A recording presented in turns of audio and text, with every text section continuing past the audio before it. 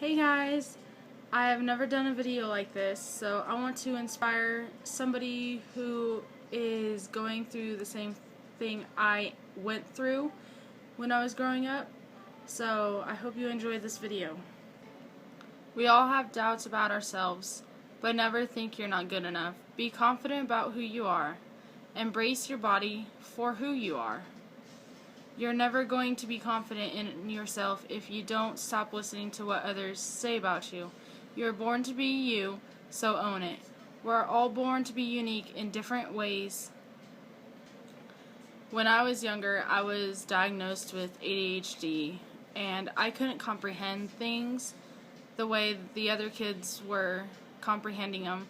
So I had to be put in a special education class to where the teacher went slower talking and explaining each subject, and I always got teased about it.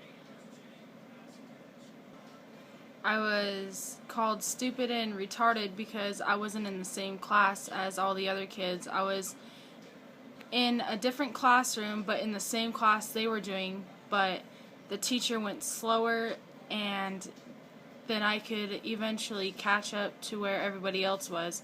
But it was rough in school when I was being called those names because I didn't know what they were meaning, and it was hard growing up. I was always getting teased for being different, and nobody stood up for me, so I would always go home crying to my parents, and nobody at the school did anything. The teachers didn't do anything. My parents went to the school, but that didn't stop anything from happening anymore. Freshman year of high school was really tough. I had to change different schools because my parents didn't like the school system I was in, so I had to go to a completely new school, and I didn't know anybody, and I felt like I didn't belong. But one day somebody came up to me and asked me if I could be their friend, and I said yeah, and so I've been friends with that person for 6 years now, and I got through freshman year okay, but in the middle of freshman year was when everything went downhill. I was on my way to PE, and some kid pushed me down the entire flight of stairs, and I sprained my ankles really bad, and I had to run on them because my teacher wouldn't let me sit out, and so I went home with my ankles being black and blue, and it really hurt. Sophomore year, I moved to another school, and I was able to take several weeks of waking up to get back on a school schedule because I was out of school for a little while, and after those weeks went by and I started school, everybody looked at me like I didn't belong in the school, and I felt like I shouldn't be going to school at the school I was going to because everyone was looking at me different, and I felt different in that school. And one day kids started picking on me because I was different, and I was in the special classes because I couldn't comprehend things the way all the other kids could. Sophomore year was when the bullying started getting worse. There was this girl named Miranda who was in my math class. She started spreading rumors throughout the entire school, and the entire school started bullying me, and I couldn't get it to stop. I went to the teachers and whatnot, but it didn't help. It just kept on going. I mean, the teachers would talk to the students and tell them to stop, but it didn't.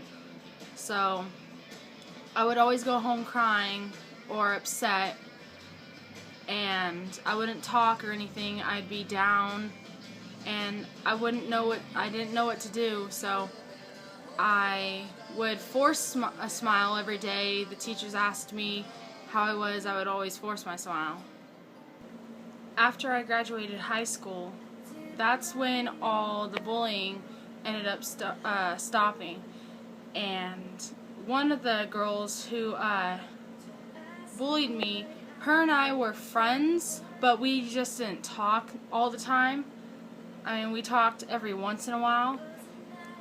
And she never apologized to me that year. I was waiting for her to apologize for what she did. She never did. Last year, the girl who bullied me in high school, she finally apologized to me about what she did, and it felt so much better to knowing that she came to me and she apologized, so I didn't have to worry about that anymore.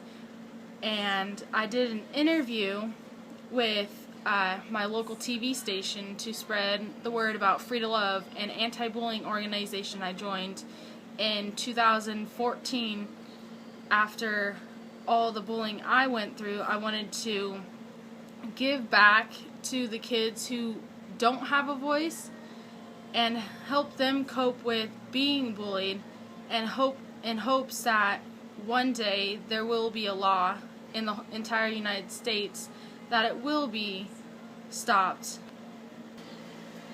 If you're being bullied, please reach out to Free to Love. They will help you in any way they can. They're a non-profit anti-bullying organization based in Seattle, Washington. If you visit free2love.org and contact them with your email, they'll be able to help you if you need it. I want you to know you're not alone. There are others out there who will help you if you need it. Just find an adult to talk to, or someone you can trust to talk to, or even a teacher if you need it. I mean, you can even spread awareness to it if you visit free2love.org or any anti-bullying organization you know.